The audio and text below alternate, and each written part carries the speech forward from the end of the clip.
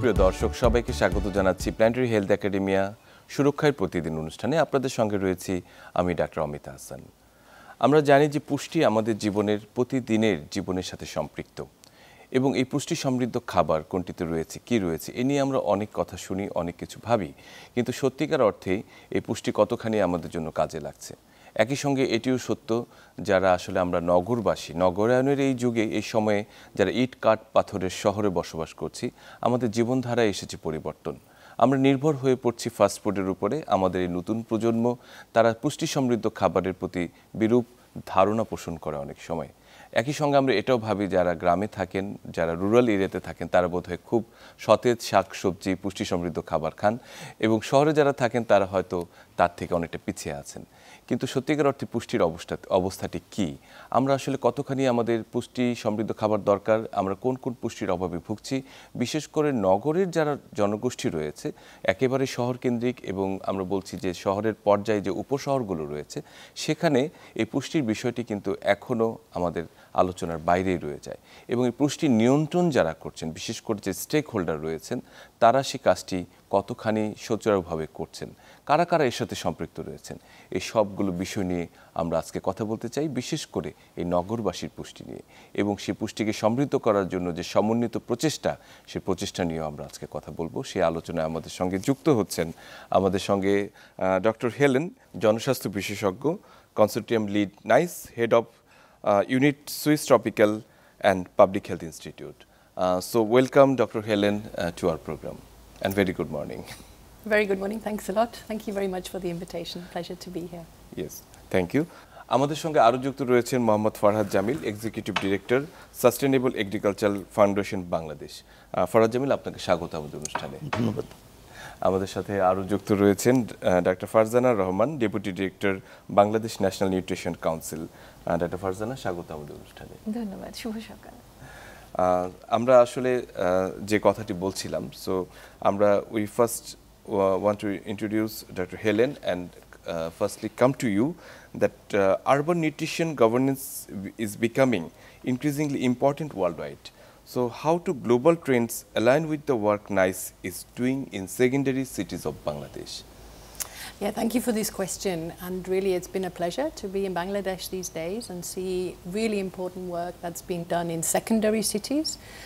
So these are cities where there is still a size that you can make this link between those that are doing production in the peri-urban areas, the rural areas outside of the city, and the consumers in the center of the city.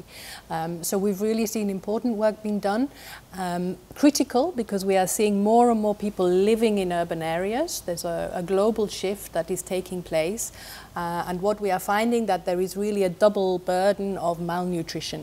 So we are still seeing the enduring issue of undernutrition amongst infants and pregnant women in vulnerable groups, and as well we are really seeing this rise of people who are having an urban lifestyle who are not consuming the right food. So this is the question of the unhealthy diet and the rise of non-communicable diseases. So we're really seeing this double challenge that is facing the urban areas, and there's important work being done to address this here in the context of Bangladesh, really looking at these questions also of governance and thinking through the whole question of nutrition from a broader perspective, let's say from a food systems perspective, and really thinking where is the food coming from that is landing on someone's plate, how healthy is that, how safe is that, how affordable is that? Yeah. Thank you Dr. Helen for your nice comments. সুপ্রিয় দর্শক, আমরা এবার এই পুষ্টি সমৃদ্ধ এই নগর গঠনে পুষ্টি সংক্রান্ত ছোট্ট একটি ভিডিও ক্লিপ দেখে আসি।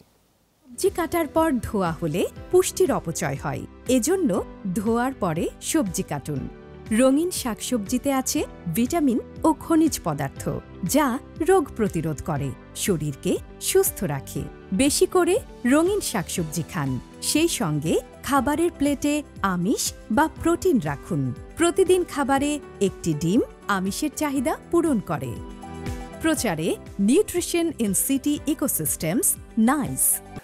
সুপ্রিয় দর্শক, আপনারা এই ছোট্ট ভিডিওতে দেখলেন যেটি নিউট্রিশন ইন সিটি ইকোসিস্টেমের নির্মাণে যেটি দেখানো হলো, এবং সেটি সত্যিকার অর্থে যে প্রতিদিন একটি ডিম আপনার প্রোটিনের চাহিদাকে সম্পূর্ণভাবে পূরণ করতে পারে। এবং যে সবজিগুলোর কথা বলা হলো সেটি চমৎকার, যে কালারফুল যে রঙিন যে সবজিগুলো রয়েছে সেটি কিন্তু আমাদের নানান রকম ভিটামিন, মিনারেলস এবং সমৃদ্ধ সব কিছু পুষ্টিকে পূরণ করতে পারে। আমি এবার চলে আসতে চাই মিস্টার ফরহাদ জামিল আপনার কাছে, যে আমরা দেখেছি যে কৃষি বা এগ্রিকালচার সবচেয়ে গুরুত্বপূর্ণ ভূমিকাটি পালন করে এই সমৃদ্ধ খাবার যোগান দিয়ে। এবং এই সমৃদ্ধ খাবার বিশেষ করে নগরে যখন আসলে প্রবেশ করে, মানে এই যে ট্রান্সফর্মিং যে সিস্টেমটি রয়েছে, যে একদম রুরাল এরিয়া থেকে খাবারটি তৈরি হয়ে আমাদের নগরবাসীর কাছে আসে, এই বিষয়টিকে যদি আপনি একটু বলতেন যে এটা কীভাবে আসলে বেটার একটি নিউট্রিশন প্রসেসের মধ্যে দিয়ে আসতে পারে বা সমৃদ্ধ পুষ্টি সমৃদ্ধ খাবারে নগরে পরিণত করতে পারে। ধন্যবাদ আপনার প্রশ্নের জন্য। সেটা হচ্ছে আমরা নগরে যারা বাস করি তারা আমরা যে সমস্ত খাদ্য গ্রহণ করি এর একটা বড় অংশই আসে হলো গ্রামীণ পর্যায়ে কৃষকদের মাধ্যমে উৎপাদিত হয়ে। ধরেন যে আমাদের যে সমস্ত শাকসবজি, ফলমূল, দেশীয় ফলমূল, ডিম, দুধ, মাংস, এগুলো কিন্তু গ্রামে উৎপাদিত হয়ে শহরে আসে। কিন্তু আমাদের যেটা হচ্ছে যে আমরা শহরে যারা বাস করি তারা আসলে আমাদের এই যে খাবারটা পাচ্ছি বাজারে গেলে, কিন্তু আসলে এটা প্রশ্নটা হচ্ছে যে এটা কতটুকু নিরাপদ বা এটা কতটুকু স্বাস্থ্যসম্মত। তো আমাদের যেটা হচ্ছে যে বিগত দশকগুলোতে এগ্রিকালচারের ডেভেলপমেন্টের মাধ্যমে কিন্তু আমাদের অনেকগুলো অর্জন আছে। এর ভিতরে একটাই হচ্ছে যে আমাদের যে সমস্ত এসেনশিয়াল ফুড আইটেমসগুলো আছে এটা কিন্তু আমরা স্বয়ংসম্পূর্ণ দেশীয় পর্যায়ে।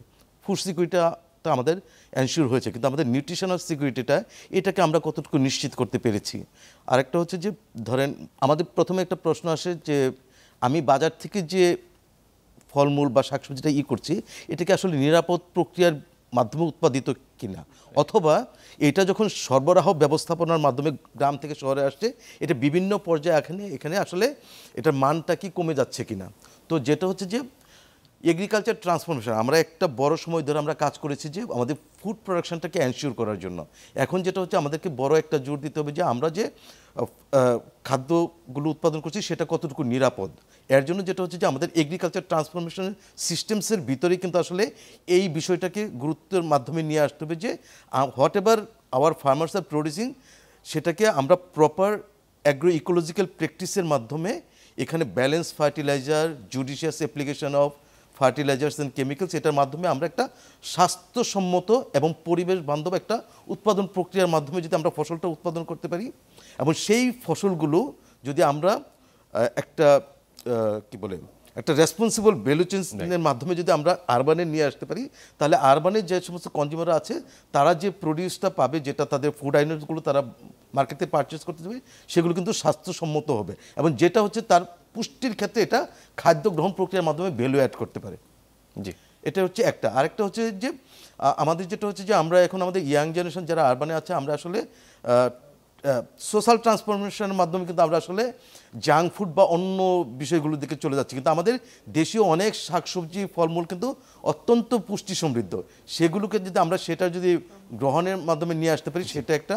আরটা হচ্ছে যে আমরা ব্যালেন্স ডায়েটটাকে যদি এনশিওর করতে পারি, এই বিষয়গুলোর মাধ্যমে আসলে।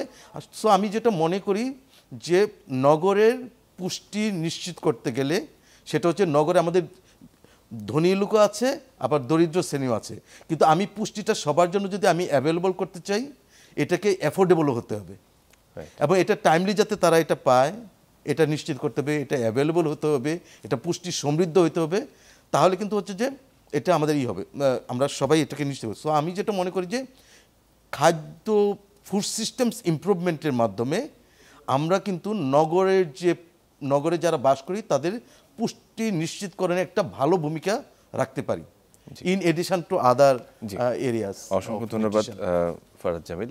Actually, in a summary, Farhad want to say that the smooth processing of food and in-time processing and the safety and the value of the food should be maintained from the agriculture area, the rural area to the city area, and there should be a sustained process for that. So that is the actually main key points that Dr. Farhad said, Mr. Farhad said. আমি এবার আসতে চাই doctor Farzana আপনার কাছে, যে আমরা দেখেছি বাংলাদেশ অনেক ক্ষেত্রে পুষ্টির ক্ষেত্রে অনেক উন্নতি করেছে এবং অনেকগুলো অর্জনও এর মাঝে রয়েছে, কিন্তু এখন পর্যন্ত কিন্তু এই অপুষ্টি যেটা আমরা বলছি বা পুষ্টিহীনতা এখন একটি বড় চ্যালেঞ্জ, বিশেষ করে সকল শ্রেণীর কাছে এটি পৌঁছে দেয়। উনি বললেন, মিস্টার ফরহাদ বললেন, যেটি শহরে ধনী শ্রেণী রয়েছে, দরিদ্র শ্রেণী রয়েছে, মধ্যম শ্রেণী রয়েছে, সবার কাছে সেই পুষ্টিটি সমানভাবে পৌঁছে দেয় একটি ভীষণ চ্যালেঞ্জ। সেক্ষেত্রে আপনি একজন সরকারের প্রতিনিধি হিসেবে, যেহেতু বাংলাদেশ পুষ্টির সাথে যেটি জড়িত রয়েছে, ন্যাশনাল নিউট্রিশন কাউন্সিলের সঙ্গে যুক্ত রয়েছেন, গভর্নমেন্ট আসলে কি কি ধরনের প্রচেষ্টা এক্ষেত্রে নিয়েছে বা সমন্বিত উদ্যোগ গ্রহণ করেছে? আসলে আপনি যে প্রশ্নটা করেছেন এটা আমরা এখন বলছি যে এটা একটা বার্নিং ইস্যু এই বর্তমানে আমাদের। আমরা যদি এখন একটু আরবান যে নিউট্রিশনটা আছে বা নগর পুষ্টির অবস্থাটা যদি আমরা একটু দেখি, যে দেখা যায় যে নগর পুষ্টিটা ভাইয়া যেটা বললেন ফরহাদ জামিল, উনি বললেন যে এখানে আসলে 3 ধরনের শ্রেণী আছে। এখানে কেন আসলে এখন একটা বার্নিং ইস্যু, কয়েকটা রিজন আছে, যে র্যাপিড এবং আনপ্ল্যান্ড একটা গ্রোথ হচ্ছে এখানে। টোটাল যে পপুলেশনের 31.5% এখন মানুষ বসবাস করছে শহরে, এবং এইভাবে যদি চলতে থাকে তাহলে দেখা যাবে যে 2039-এর মধ্যে 50% পপুলেশন শহরে চলে আসবে। সেক্ষেত্রে তখন একটা অনেক বড় একটা বার্ডেন তৈরি হবে শহরের জন্য। এবং সেই সাথে যে শহরে যে ইন্টারভেনশনগুলো আছে নিউট্রিশন রিলেটেড, সেগুলো অনেকটা ফ্র্যাগমেন্টেড, এবং দেখা যায় যে এগুলো খুব থিনলি স্প্রেড, এবং যে স্টেক হোল্ডাররা আছে তাদের মধ্যে কোঅর্ডিনেশনের সমস্যা আছে। তারপর সোশ্যাল একটা ডিসপ্যারিটি আছে ওয়েলথের। তারপরে হচ্ছে বড় কথা, শহরের কিন্তু অনেকটা বড় একটা অংশ কিন্তু স্লাম ডোয়েলাররা থাকছে, সেটাও একটা গ্যাপের মধ্যে পড়ে। তো আসলে এই সব কিছু ভেবেই আমাদের যে অর্গানাইজেশন আছে বাংলাদেশ জাতীয় পুষ্টি পরিষদ, এটি হচ্ছে পুষ্টি ব্যবস্থাপনার ক্ষেত্রে অ্যাপেক্স বডি, সর্বোচ্চ একটি বডি, এবং আমরা আসলে অনেকগুলো ইনিশিয়েটিভ নিয়েছি। এই ইনিশিয়েটিভ নেওয়ার পেছনেও আসলে কিছু হিস্ট্রি আছে। আমরা যদি একটু ব্যাকে যাই, যে 2015 সালে জাতীয় পুষ্টি নীতি হয়েছে, সেই নীতির আলোকে আমরা 2017 সালে অনুমোদন হয়েছে দ্বিতীয় জাতীয় পুষ্টি কর্মপরিকল্পনা, এবং এই দ্বিতীয় জাতীয় পুষ্টি কর্মপরিকল্পনা বা সংক্ষেপে আমরা NPAN 2 বলে থাকি, সেখানে কিন্তু নগর পুষ্টির উপর জোরদার করা হয়েছে। এবং তারই আলোকে আমরা NNP-টা আবার আমরা রিভিউ করছি, এবং আমরা পরবর্তীতে 2026 থেকে আবার NPAN 3 যেটা, সেটা আমরা স্টার্ট করছি। এই ইনিশিয়েটিভগুলো নিয়েছি, এবং আমি বলবো যে আমরা অনেক বড় একটা ইনিশিয়েটিভ অলরেডি স্টার্ট করেছি, সেটা হচ্ছে multi sectoral urban nutrition strategy. এটা ফর দ্য ফার্স্ট টাইম বাংলাদেশে আমরা এটা স্ট্র্যাটেজিটা ডেভেলপ করছি, এবং এই স্ট্র্যাটেজির মধ্যে আসলে আরবান নিউট্রিশনের যে বিষয়গুলো দরকার বা যেগুলো বার্নিং ইস্যু সবগুলো আছে। এর কয়েকটা অবজেক্টিভ আছে। এর অবজেক্টিভের মধ্যে হচ্ছে এই স্ট্র্যাটেজিটা একটা লেআউট করবে, একটা ব্রডার ফ্রেমওয়ার্ক, যেন পলিসি এবং যে স্ট্র্যাটেজিগুলো আছে সেগুলো যেন ইমপ্লিমেন্ট করা যায়। তারপর এটা একটা প্রোভাইড করবে, কমন একটা রেফারেন্স প্রোভাইড করবে নিউট্রিশন রিলেটেড ইমপ্লিমেন্টেশন প্ল্যান এবং পলিসিগুলোকে ইমপ্লিমেন্ট করার জন্য, এবং ফাইনালি এটা স্ট্রেংথেনিং করবে গভর্নেন্স, কোঅর্ডিনেশন এবং মনিটরিংয়ে হেল্প করবে বিভিন্ন সেক্টরের মধ্যে। এর মধ্যে কিছু প্রিন্সিপাল আছে, এই প্রিন্সিপালগুলো আসলে খুবই ইম্পর্টেন্ট, যে এখানে যতগুলো আরবান এরিয়া আছে বাংলাদেশে, 12 সিটি কর্পোরেশন এবং 330টা মিউনিসিপ্যালিটি আছে, সবগুলো এখানে ইনক্লুসিভ করা হয়েছে।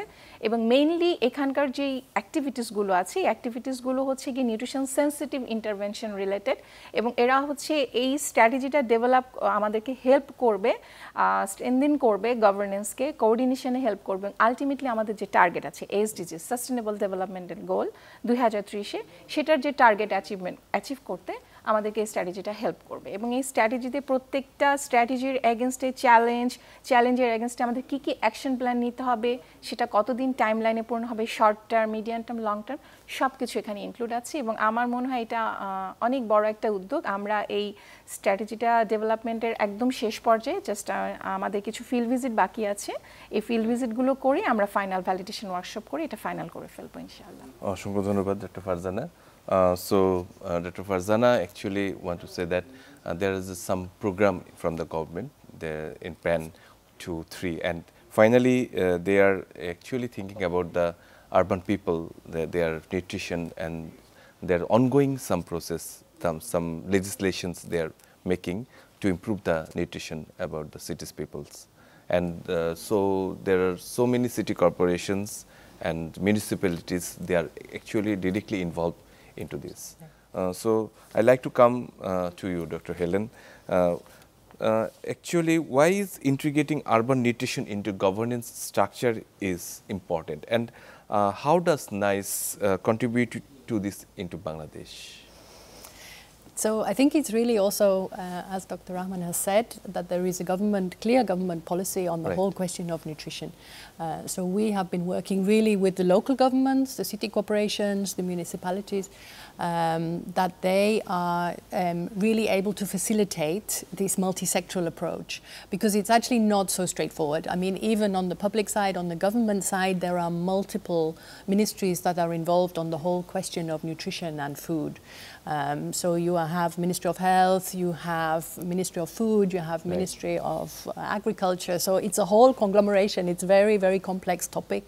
And as well as that, we are also talking about multisectorality beyond government. So we are talking about inclusion and making sure that civil society is really engaged on this whole question.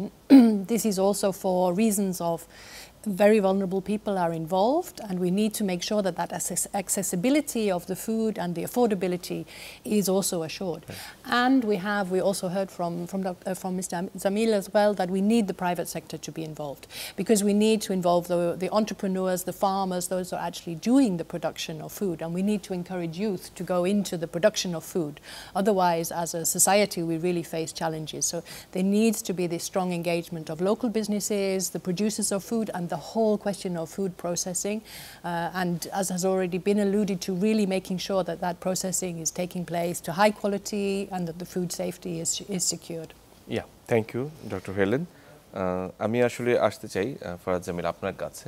Actually আপনি যেটি বললেন একটু আগে যে একদম শহরের মধ্যে যে পুষ্টি আসার যে প্রক্রিয়াটি রয়েছে একদম গ্রাম থেকে শুরু করে যে কৃষক যে সবজিটি উৎপাদন করছে সেটি আমার কাছে আসা পর্যন্ত যে বাধাগুলো রয়েছে, দেখা যাচ্ছে এটি হচ্ছে সময়, আরেকটা হচ্ছে মধ্যস্বত্বভোগীরা যারা রয়েছেন তারা কৃষকরা প্রকৃত অনেক সময় দাম পায় না, অথবা দাম পেলেও সেটি নষ্ট হচ্ছে, আমাদের কাছে এসে পৌঁছাচ্ছে না। এবং তৃতীয়ত হচ্ছে আমাদের সচেতনতার অভাব, যে কোন খাবারগুলো আমাদের গ্রহণ করা উচিত। একই সঙ্গে এই প্রসঙ্গে সবগুলো চ্যালেঞ্জেসকে মোকাবেলা করার জন্য যে সাফ বাংলাদেশ যেটা ফার্মার্স হাব মডেল প্রমোট করেছে, সেটি আসলে এই চ্যালেঞ্জগুলোকে কিভাবে মোকাবেলা করছে এবং সেটি গ্রাম থেকে শহরে পুষ্টির এই যে সমন্বিত ধারাটি সেটিকে কিভাবে প্রতিষ্ঠিত করছে? আমরা যেটা কথা বলছিলাম যে কৃষকরা উৎপাদন করে, কিন্তু কৃষকরা আসলে অ্যাগ্রো ইকোলজিক্যালি প্রিন্সিপাল ফলো করে, অ্যাগ্রো ইকোলজিক্যাল প্রিন্সিপাল ফলো করে সে কেন উৎপাদন করছে না, বা তাহলে কি হচ্ছে যে কৃষক যারা আছে তারা উৎপাদনের সাথে জড়িত, কিন্তু তার সাথে উৎপাদনের সাথে যে অ্যাসোসিয়েটেড অ্যাগ্রো ইকোলজিক্যাল প্রোডাকশন করার জন্য যে অ্যাসোসিয়েটেড সার্ভিস অথবা প্রোডাক্টসগুলো আছে সেগুলো কিন্তু আমরা তাদের কাছে কৃষক পর্যায়ে এটা অ্যাভেলেবল করতে পারি না, অথবা যে তাকে যে পুষ্টিকর খাবার বা নিরাপদ খাদ্য উৎপাদন করতে হবে এইটা সম্পর্কে আমরা তাকে অ্যাওয়ার করতে পারি। একটা হচ্ছে যে আমি কৃষককে অ্যাওয়ার করতে পারি নাই, নাম্বার ওয়ান। নাম্বার টু হচ্ছে যে এই নিরাপদ এবং পুষ্টি সমৃদ্ধ প্রক্রিয়া কিভাবে খাবারটা উৎপাদন করবে সেই প্রসেসটা সম্পর্কে আমি তাকে অ্যাওয়ার করতে পারি না। তিন নাম্বার হচ্ছে যে এই সেফ ফুড প্রোডাকশনের জন্য যে সমস্ত ইনপুট তার দরকার, হ্যাঁ, যে নিরাপদ ইনপুট বা এগুলোকে আমি তার কাছে অ্যাভেলেবল এবং অ্যাফোর্ডেবল করতে পারি নাই তার পর্যায়ে। আরেকটা হচ্ছে যে সে যখন এটা উৎপাদন করছে সেটাকে আমি আবার সে ওটা বাজারে নিয়ে যাওয়ার ফলে সে সনাতন পদ্ধতিতে যে উৎপাদন করতো যে পণ্যটা উৎপাদন তার চেয়ে এটা থেকে সে অতিরিক্ত লাভ পাচ্ছে কিনা, বা অ্যাটলিস্ট তার প্রোডাকশন কস্ট কাভার করার পরে তার একটা সারপ্লাস থাকছে কিনা। দ্যাট মিনস হচ্ছে যে এই বিষয়গুলো যে ফার্মারকে আমি ইনভলভ করব করার পরে সে যাতে এখান থেকে সে একটা এডিশনাল রেভিনিউ পায়, সে যাতে তার পুষ্টিকর খাবার উৎপাদন করার মাধ্যমে সে যাতে তার একটা ইনসেন্টিভকে সে পেতে পারে, তাহলে সে এটার প্রতি আগ্রহ হবে। তবে এই কাজটা করতে গেলে যেটা সমস্যা হচ্ছে যে আমাদের বাংলাদেশে প্রায় 1,65,00,000 কৃষক কৃষিকাজের সাথে সম্পৃক্ত, খাদ্য উৎপাদন প্রক্রিয়ার সাথে সম্পৃক্ত। এর ভিতর প্রায় 84%, more than 84% are small and marginal farmers who have less than 1 hectare of cultivable land. তো এরাই হচ্ছে মূলত আসলে আমাদের ফসল উৎপাদনের সাথে জড়িত, but they are living very স্কেটারলি।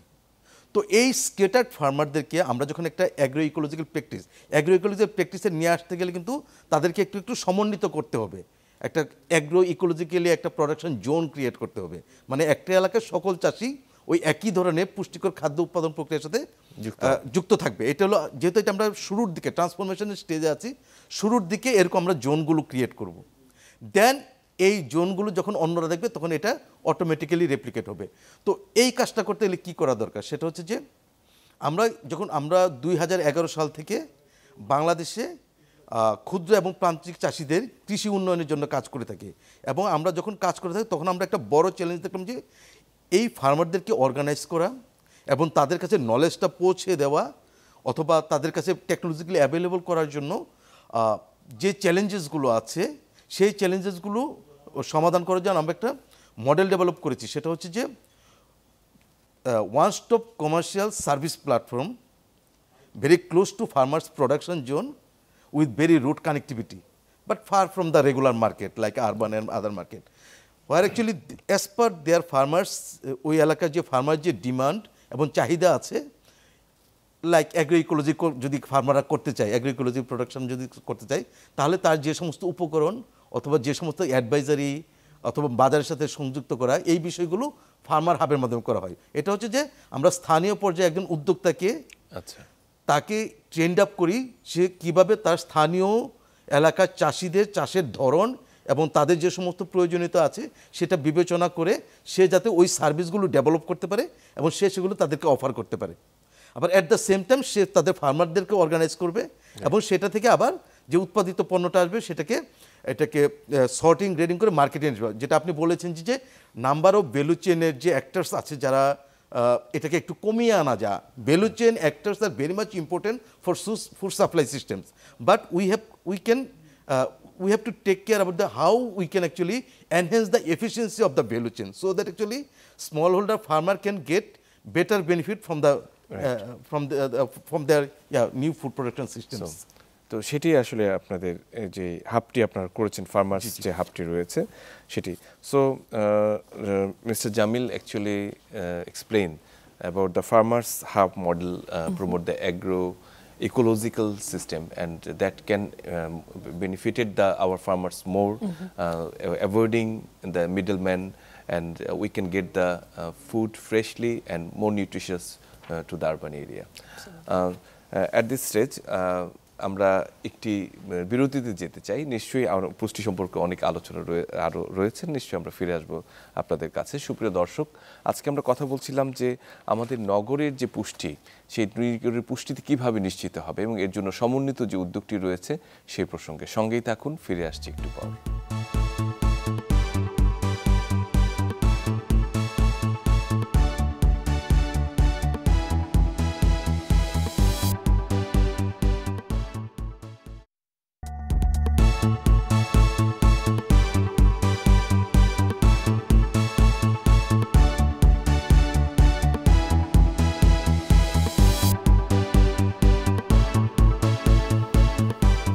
সুপ্রিয় দর্শক, সবাইকে আরেকবার স্বাগত জানাচ্ছি সুরক্ষায় প্রতিদিন অনুষ্ঠানে। আপনাদের সঙ্গে রয়েছি আমি ডাক্তার অমিতা হাসান। আমরা আজকে কথা বলছিলাম পুষ্টি সমৃদ্ধ নগর গঠনে আমাদের সমন্বিত উদ্যোগের কথা, এবং এর সাথে যারা যুক্ত রয়েছেন তাদের প্রতিনিধিরা আজকে আমাদের এখানে উপস্থিত রয়েছেন। আমি সরাসরি ডাক্তার ফারজানা আপনার কাছে চলে আসতে চাই। আসলে এই যে বিএনএনসি বা বাংলাদেশ ন্যাশনাল নিউট্রিশন কাউন্সিলিং, যেটাকে আমরা সবচেয়ে অ্যাপেক্স বডি হিসেবে আমরা বিবেচনা করি, তারা আসলে লোকাল গভর্নমেন্টের সঙ্গে কিভাবে কোলাবোরেট করছে, বিশেষ করে সিটি কর্পোরেশন, মিউনিসিপ্যাল কর্পোরেশন, তাদেরকে এই পুষ্টি সমৃদ্ধ নগর গঠনে কিভাবে তাদেরকে ইনভলভ করছে, এই বিষয়টি জানতে চাই। ধন্যবাদ আপনার প্রশ্নের জন্য। আসলে বাংলাদেশ জাতীয় পুষ্টি পরিষদ আমরা টোটাল 22টি মিনিস্ট্রির সাথে কাজ করছি, তার মধ্যে লোকাল গভর্নমেন্ট, রুরাল ডেভেলপমেন্ট একটি মিনিস্ট্রি। ওনারা আমাদের সাথে প্রতি বছর আমরা যে অ্যানুয়াল ওয়ার্ক প্ল্যানটা করছি, মানে ওনারা নিউট্রিশন রিলেটেড যে কাজটি করছে সেটি আমাদের সাথে ওনারা ফিডব্যাক দেন, এবং আমাদের যে মিটিংগুলো হয় ইয়ারলি বা 6 মাস অন্তর অন্তর ওনারা এখানে পার্টিসিপেট করেন, এবং এখানে ওনারা খুবই গুরুত্বপূর্ণ ভূমিকা পালন করেন। এবং সবচেয়ে বড় কথা, আমরা যে স্ট্র্যাটেজিটা ডেভেলপ করেছি আরবান নিউট্রিশনের জন্য, এখানকার এই স্ট্র্যাটেজি ডেভেলপমেন্টের যে একটা ভিগোরাস প্রসেসের মাধ্যমে এটি হয়েছে, এবং এই টোটাল প্রসেসে ওনারা ছিলেন হচ্ছে মেইন কি স্টেক হোল্ডার। ওনারা খুবই গুরুত্বপূর্ণ ভূমিকা পালন করেছেন, এবং ওনাদের যে প্রজেক্টগুলো আছে, যে আরবান ইউপিএসসি প্রজেক্ট আছে, তারপর হচ্ছে urban primary health preventive services আছে, এগুলোর মাধ্যমে ওনারা সবগুলো সিটি কর্পোরেশনে এবং পৌরসভায় ওনারা কাজ কাজ করছেন এবং সবগুলোকে আমরা আসলে প্রমোট করছি এবং ওনাদের অ্যাডভোকেসি লেভেলে ওনাদেরকে আমরা বিভিন্নভাবে সহযোগিতা করছি। তারপর আপনি সিটি কর্পোরেশনের প্রশ্ন করলেন। সিটি কর্পোরেশন আসলে যে 12টি সিটি কর্পোরেশন আছে তার মধ্যে ঢাকা উত্তর এবং দক্ষিণ সিটি কর্পোরেশন, ওনাদের সাথে কিন্তু আমাদের regular time to time meeting হচ্ছে এবং ওনারা যে নিউট্রিশন রিলেটেড যে অ্যাক্টিভিটিসগুলো করছেন সেগুলো আমাদেরকে আপডেট দিচ্ছেন, রিপোর্টিং করছেন এবং আমাদের সাথে সবসময় সহযোগিতা করছেন ওনারা। Thank you very much, Dr. Farzana. So now it's time for Dr. Helen. So what are the big challenges have you observed in implementing urban nutrition governance in Bangladesh, and what strategies actually you took to overcome this? Let me focus less on challenges, but I think it's more about kind of fostering this collaboration and coordination, because we are talking about different sectors that have different priorities. So you have to find this common language. We've heard quite a lot now about agriculture and making sure the supply of healthy food is there, but there are also a lot of outreach work that's being done, for example, with community health workers. They are really directly engaging with communities, also in urban areas. Of course, this is very much in rural areas, but also in urban areas as well. So really thinking through the whole question about, how can we use the value chains that we know to be nutritious, they've been safely produced.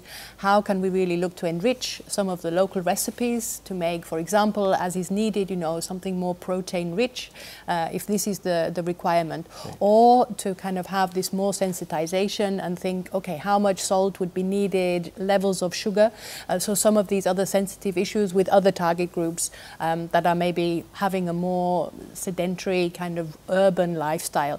So I think there's a lot of outreach being worked, and that's been done really with community health workers, and of course they have to find their way of communication at the local government level across the sectors. And then there's huge work going on in the education sector as well. This I think is really inspiring, that you see students, teachers really talking about diets, and not only about what's on the plate, but actually thinking through, can we have a kitchen garden in our school, and then also think about sustainable practices so that they're not needing to buy so much agri inputs, and they also can have these systems for the watering, so just tailored watering. So really thinking through the sustainability aspects as well of agriculture. So that's interesting to see in the classroom that these topics are being discussed as well. So I think it's less about challenges. I think there's huge amounts of activities ongoing, but it's about pulling this together, and that of course takes coordination. This is what we really see at local government level, and also making sure that the consumer voice, the civil society is there,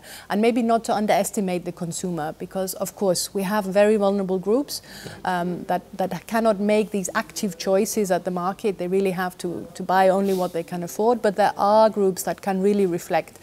So I think more engagement with the consumer.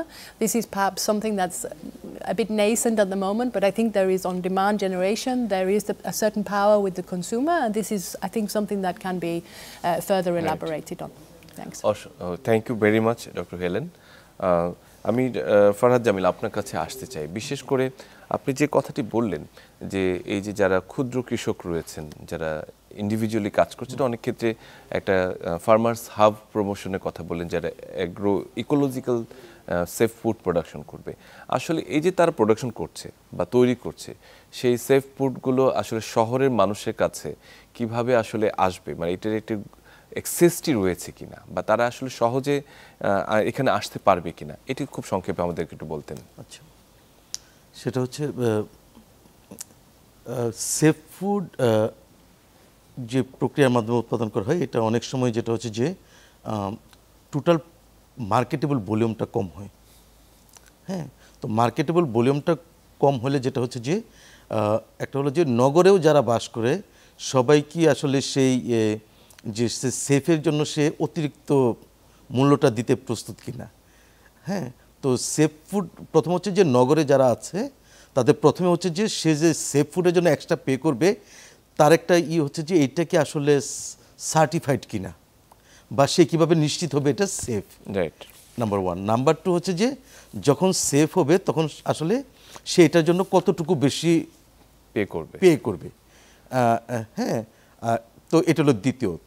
তাহলে কি হচ্ছে যে যখন আমি pay করব তখন হচ্ছে যে শহরে যারা আছে তাদের ভিতরে আমাদের ওই সেগমেন্টে পে করবে যারা এটাকে অ্যাফোর্ড করতে পারে। তো সেই সেগমেন্ট কিন্তু কম্পারেটিভলি লো। ফলে যেটা হচ্ছে যে সেফ ফুড প্রোডাকশনের জন্য আমাদের টোটাল যে মার্কেটে ইয়েট নট রেডি বা yet not developed, number one. So এটা হলো একটা দিক। দ্বিতীয়ত হচ্ছে যে আমরা আমাদের সেফ ফুড প্রোডাকশনের জন্য যে প্রোডাকশন সিস্টেমসটাকে আমরা এফিসিয়েন্সি বাড়াইতে পারি নাই।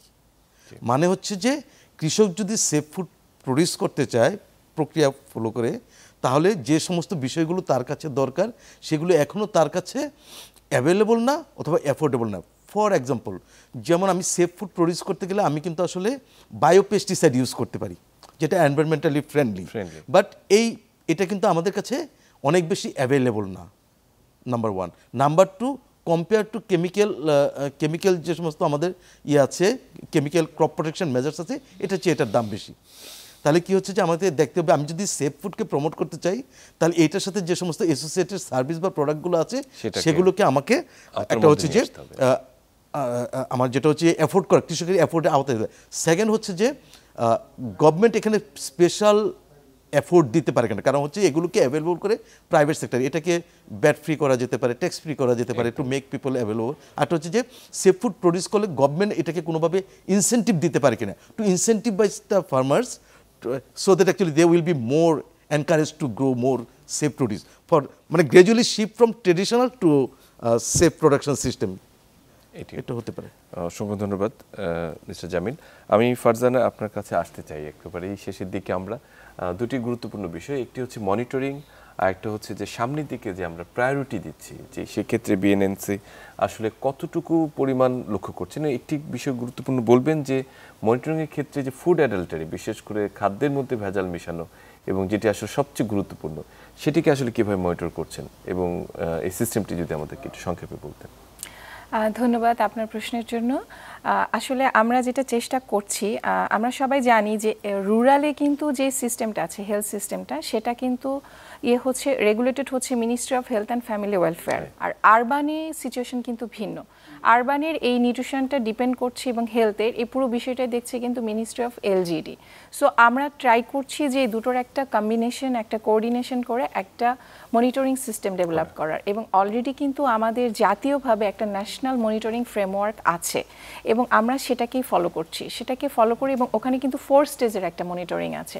ফার্স্ট স্টেজের যেটা হচ্ছে সেটা হচ্ছে জেলা উপজেলা পর্যায়ে হচ্ছে, সেকেন্ড স্টেজে সেটাই আমরা করছি, বিএনএসএ করছি, এবং ওই এনপেন 2 অনুযায়ী ওটাকে মেন্ডেট ভেবে আমরা কিন্তু একটা digital platform monitoring and evaluation system already আমরা তৈরি করেছি। এবং আপনারা যদি আমাদের ওয়েবসাইটে একবার যান তাহলে ওখানে দেখতে পাবেন যে ওখানে খুবই রিচ একটা মনিটরিং প্ল্যাটফর্ম আছে, যেখানে আমাদের অ্যানুয়াল ওয়ার্ক প্ল্যান, তারপর হচ্ছে প্রতিবেদন আপডেট, সব কিছু ওখানে আপনারা দেখতে পাবেন। এবং ওখানে সিটি কর্পোরেশন লেভেলে কী কী কাজ হচ্ছে সেটা আমরা মনিটর করছি। তারপরে যেটা ফাইনাল যে স্টেজটা আছে, থার্ড এবং ফোর্থ স্টেজে, যেটা হচ্ছে একদম ইনলাইন ইভালুয়েশন হবে, সেটা অ্যাকচুয়ালি আপনারা যেটা বললেন ফুড অ্যাডাল্টারেশন বা যেটা, এবং থার্ড স্টেজের যেটা, সেটা আসলে গভর্নমেন্ট থেকে করা হবে। এবং সেক্ষেত্রে হেল্প করবে হচ্ছে ministry of health and family welfare, other ministries এবং ডিপিস ডেভেলপমেন্ট পার্টনার লাইক নাইস, তারপর হচ্ছে গিয়ে আরও যারা আছে, এফপিএমইউ আছে, তারপর DHIS2 আছে, IPHN বিভিন্ন প্রতিষ্ঠান আছে, তারা সবাই মিলে এই মনিটরিং প্রসেসটা আসলে করবে। তারপর একসাথে যে আমাদের ইনফরমেশনগুলো আছে সেগুলো সবগুলো কনসলিডেশন করা, অ্যানালাইজ করা এবং ইভালুয়েশন করার দায়িত্ব হচ্ছে বিএনএসের। এবং আমরা সেগুলো রেগুলারলি, কোয়ার্টারলি বা অ্যানুয়ালি আমাদের যে মনিটরিং একটা রিপোর্ট আছে, যেটা আমরা লাস্ট করেছি 2023-তে, সেগুলো সব কিছু আসলে ওখানে উল্লেখ আছে। এবং আমরা কিন্তু এটা পরিবর্তিত পরিস্থিতির মাঝেই কিন্তু আমরা অ্যাডজাস্ট করছি। যেমন 2020-এর আগে কিন্তু আমাদের মনিটরিং রিপোর্টে বা মনিটরিং সিস্টেমে কিন্তু করোনা বা কোভিড-19-এর কথাটা ছিল না, কিন্তু এখন যে মনিটরিং রিপোর্টটা, সেখানে কিন্তু আমরা কোভিড-19-এর ফলে যে নিউট্রিশনে কী কী ইম্প্যাক্ট হবে বা কী কী আমাদের কাজ করতে হবে, এবং আমরা একটা ফুড প্যাকেজ তৈরি করেছি, সব কিছু কিন্তু উল্লেখ আছে এখানে। এবং আপনার সেকেন্ড কোশ্চেন ছিল যে প্রায়োরিটিসের কথা। প্রায়োরিটিস আসলে আরবান নিউট্রিশনের ক্ষেত্রে আমরা প্রায়োরিটিস দিচ্ছি হচ্ছে হেলথ, তারপর হচ্ছে ফুড, তারপর এডুকেশন, ওয়াশ, নিউট্রিশন, এই বিষয়গুলোকে আমরা প্রায়োরিটি দিচ্ছি। এই প্রত্যেকটার সিস্টেম ওয়াইজ এগুলোর ভিতরে আবার সাব ভাগ করা আছে। তারপর আমাদের আরও কিছু ক্রস কাটিং ইস্যুস আছে, যেমন হচ্ছে এখন যেটা খুবই একটা ইম্পর্টেন্ট, উইমেন্স এম্পাওয়ারমেন্ট বা জেন্ডার, এটা একটা ইস্যু, ক্লাইমেট চেঞ্জ, ইকুইটি, তারপরে কোঅর্ডিনেশন, গভর্নেন্স, এই সবগুলো ইস্যুকেই আসলে আমরা আরবান নিউট্রিশনের ক্ষেত্রে প্রায়োরিটি দিচ্ছি। অসংখ্য ধন্যবাদ Farzana. So let's come doctor Helen. So I want to know actually what lessons from the NICE project in Bangladesh. You already operated in Dinajpur and Rangpur. So my question is why you selected those two areas, and what is your experiences that can be empowered to the other countries that you work? Is any comparability about this? The background of working in Rangpur and Dinajpur is that we're a Swiss public-private partnership that's implementing the NICE project, and there were already collaborative links to those cities through one of our partners, now the Sustainable Agriculture Foundation, and they were also really stepping up and saying that they had an interest to be involved in the project from the beginning. So it was a bit an unusual project in that it has the city-level focus. Right. More projects we are supported by the Swiss Agency for Development Cooperation, and it's more usual to come in at the national level. So it was also a bit an experience to come in at this level. But it was always a very open discussion with the local government, I have to say. So this has been a positive experience. There has been some political turbulence, of course. We know that as well. There have been people changing positions. But I think at the technical side, there has been a number of people involved since the beginning that we've built up really some capacities now. So I think in terms of the learning, we've really seen traction. There is a kind of platform, let's say, that's in place to bring the actors together at local government level. And this has been a very positive experience. I think this has also been shared a bit with other cities. There's been some links now with Khulna. It's another secondary city that WHO is supporting. Also links with all the work that's been going on through the FAO in Dakar as well. And we've really seen a lot of lessons there. And I think the other thing that's been really inspiring, and it's really a lesson for the other countries involved in the NICE project, which are in sub-Saharan Africa, so it's Kenya and Rwanda, is really to make this link between demand and supply. Because you have to find the right moment. You have to make sure that the healthy foods, the nutritious foods are available in the urban markets. You have to hit that moment and to then at the same time be raising the whole awareness. What is a healthy diet? How to bring these value chains into common recipes. And really to have a bit the sensitization for local production and sustainable production. Right. So it's also about really reducing, let's say, the carbon footprint of the food, having a kind of attention to local production, and having that people are also valuing that. So really a huge number of lessons learned from Bangladesh, and all extremely inspiring. For sure, it's still a complex field. There is many issues, but I think there is very strong goodwill and a lot of progress being made. Thank you again doctor Helen. আমরা একেবারে শেষ পর্যায়ে আমি ফারহাদ জামিল আপনার কাছে একেবারে সংক্ষেপে জানতে চাইব যে আসলে এই যে প্রচেষ্টাটি আপনারা করছেন safe food and ecological food production, সেক্ষেত্রে সবচেয়ে যদি উল্লেখযোগ্য দু একটা চ্যালেঞ্জের কথা বলেন এবং সেক্ষেত্রে কি রিমেডি আপনারা নিয়েছেন সেটি বলে আমরা শেষ করব আপনার কাছ থেকে। আচ্ছা, সেটা হচ্ছে যে আমরা যে সেফ ফুড প্রোডাকশনটা করতে যাচ্ছি, এটা একটা বড় প্রথম চ্যালেঞ্জ হচ্ছে যে এটা আমরা ট্রেসিবিলিটিটাকে কীভাবে নিশ্চিত করব, যে এটা প্রডিউস করা হচ্ছে সেটাকে আসলে সেফ কিনা, বা আসলে যে খাদ্যটা আমি সাপ্লাই করছি কনজিউমারের কাছে সেটা আসলে কতটুকু নিরাপদ, এটা একটা হচ্ছে যে আমি ট্রেসিবিলিটিকে কীভাবে নিশ্চিত করব। দ্বিতীয়ত হচ্ছে যে ডিমান্ড এবং সাপ্লাই, মানে ডিমান্ডটাকে ডিমান্ড বেস আমরা প্রোডাকশন সিস্টেমসটা আমরা এখনও ডেভেলপ করতে পারি নাই। এবং কারণ হচ্ছে যে কৃষক তাহলে সে আসলে কতটুকু উৎপাদন করবে সেফের জন্য, যেহেতু মার্কেটটা এখনও রেডি না। সো যেহেতু মার্কেট রেডি না, আসলে সে কতটুকু প্রোডাকশন করবে সেটা নিশ্চিত না হলে তার পক্ষে এটা প্রোডাকশন করা। তৃতীয়ত হচ্ছে যে সেফ ফুড প্রোডাকশনের সাথে শুধু নট অনলি ফার্মার্স ইনভলভ, এখানে গভর্নমেন্ট আছে, প্রাইভেট সেক্টর অ্যাক্টরস আছে, যারা হচ্ছে যে এই সাপ্লাইটা দিচ্ছে। আসলে তাদেরকে আমাদেরকে এটার গুরুত্ব বা এটা কতটা মানে এই গুরুত্বটা তাকে অনুধাবন করতে হবে, এবং এইখানে যে সুযোগ আছে, ব্যবসায়িক সুযোগ আছে, সেটাকেও তাকে বুঝতে হবে। তো এই জায়গাগুলো একটা হচ্ছে। আরেকটা ফোর্থ হচ্ছে যে এইটা গভর্নমেন্টের পলিসিস বা এই জায়গাতে আসলে অ্যাগ্রো ইকোলজির অনেকগুলো কম্পোনেন্টকে গভর্নমেন্টের পলিসিতে সেটা কনসিডার করা আছে, কিন্তু স্পেশালি অ্যাগ্রো ইকোলজিকে নিয়ে সেভাবে করা নাই। আর একটা যেটা আমি লাস্ট পয়েন্টে যেটা করতে চাই সেটা হচ্ছে যে agriculture food and nutrition systems. এটা কিন্তু এটাতে বোঝা যায় আসলে প্রত্যেকটা কিন্তু একটার সাথে একটা ইন্টার রিলেটেড। সো আসলে ইন্টার গভর্নমেন্টাল যে ইন্টার ডিপার্টমেন্টাল এবং ইন্টার মিনিস্ট্রিয়াল কোঅর্ডিনেশনের জায়গাটা যদি একটু প্রপার হয় তাহলে আমার মনে হয় যে এই জায়গাটাতে অনেকটা কাজে লাগতে পারে। সো যেটা হচ্ছে যে ইনক্লুসিভিটি পলিসি, ইনক্লুসিভিটি একটা দরকার, দ্বিতীয়ত হচ্ছে যে প্রাইভেট সেক্টর এঙ্গেজমেন্ট দরকার, তৃতীয়ত হচ্ছে ফার্মার্স এডুকেশন দরকার, চতুর্থ হচ্ছে যে পলিসি, ফেভারেবল পলিসি টুগেদার আসলে আমরা এগ্রিকালচার দিকে আমরা মোর প্রমোট করতে পারি, দ্যাট এনশিওর মানে safe food for the countries citizens. অসংখ্য ধন্যবাদ ফরহাদ জামিল, আপনার চমৎকার কিছু তথ্য আমাদেরকে দিয়েছেন। Thank you again doctor Helen and doctor Farzana. আমরা একেবারে শেষ পর্যায়ে, নিশ্চয়ই আপনাদের সাথে ভবিষ্যতে আবার কথা হবে। সুপ্রিয় দর্শক, আজকে আমরা পুষ্টি সমৃদ্ধ নগর নির্মাণে সমন্বিত যে উদ্যোগটি রয়েছে তার বিভিন্ন স্টেক হোল্ডার আমাদের এখানে যারা উপস্থিত ছিলেন তাদের বক্তব্য শুনলাম, এবং একই সঙ্গে সেটি প্রতীয়মান যে সবাই কিন্তু একটি ঐক্যমতে পৌঁছাচ্ছে যে সেটি আমাদের জন্য, বিশেষ করে নগরবাসীর জন্য কিন্তু পুষ্টি সমৃদ্ধ খাবার দরকার, এবং সেটির সেফ ফুড এবং আমরা যেটা বলছি যে অ্যাগ্রো ইকোলজিক্যাল ফুড যেভাবে আমাদের কাছে আসবে তার প্রক্রিয়াটির মধ্যে যে চ্যালেঞ্জগুলো রয়েছে সেগুলো নিয়ে কিন্তু আমরা কথা বলেছি। একই সঙ্গে যারা এর সাথে সম্পৃক্ত রয়েছেন, বিশেষ করে স্টেক হোল্ডারের পরিমাণ কিন্তু এখানে অনেক বেশি, তাদেরকে একই ছাতার নিচে নিয়ে এসে সমন্বিত উদ্যোগটি এগিয়ে নেওয়াটাই কিন্তু মূল চ্যালেঞ্জ।